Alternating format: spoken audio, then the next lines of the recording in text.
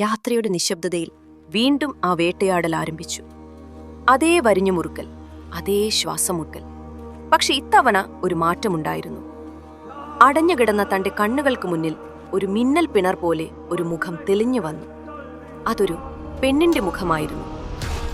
ഇന്നലെ ഓഫീസിലേക്കുള്ള യാത്രക്കിടയിൽ തന്നോട് മിണ്ടാൻ വന്ന, താൻ വളരെ നേരത്തെ പരിചയമുള്ളതുപോലെ സംസാരിച്ച അതേ മുഖം. അനാമിക വിയർത്തു കുളിച്ച് കുതറി എഴുന്നേറ്റു.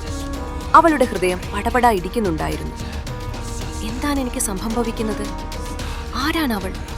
എന്തിനാണ് അവൾ എന്റെ സ്വപ്നത്തിൽ വരുന്നത്?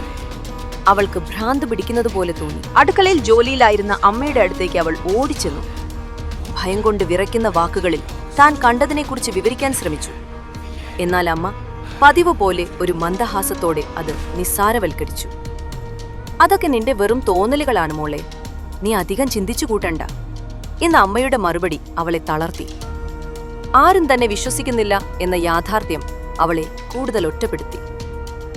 പിറ്റേന്ന് അല്പം ധൃതിയിലാണ് അവൾ ഓഫീസിലേക്ക് ഇറങ്ങിയത്. ആ പെണ്ണിനെ എവിടെ വെച്ചാണ് കണ്ടതെന്നോ എപ്പോഴാണ് സംസാരിച്ചതെന്നോ ഉള്ള കാര്യങ്ങൾ അവളുടെ ഓർമ്മയിൽ നിന്നും മാഞ്ഞു പോകുന്നു. എങ്കിലും ആ മുഖം അവളുടെ കണ്ണുകളിൽ ആണി അടിച്ചതുപോലെ തറഞ്ഞു നിന്നു. തലയ്ക്കുള്ളിൽ ആയിരം ചെണ്ടകൾ ഒരേ സമയം കൊട്ടുന്നതുപോലെ ഒരു വേദന. സഹിക്കവയ്യാതെ അവൾ വാവിട്ട് ഉറക്കെ നിലവിളിച്ചു.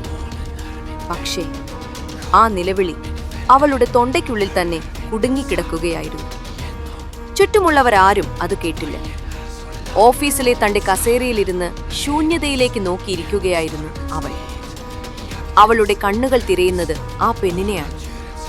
അവിടെ ദൂരെ തന്നെ നോക്കി നിൽക്കുന്ന ആ പെണ്ണിനെ കണ്ടപ്പോൾ അനാമികയുടെ ഉള്ളിലൂടെ ഒരു മിന്നൽ കടന്നുപോയി. അതൊരു തോന്നലായിരുന്നില്ല. അവൾ അവിടെ തന്നെയുണ്ട്.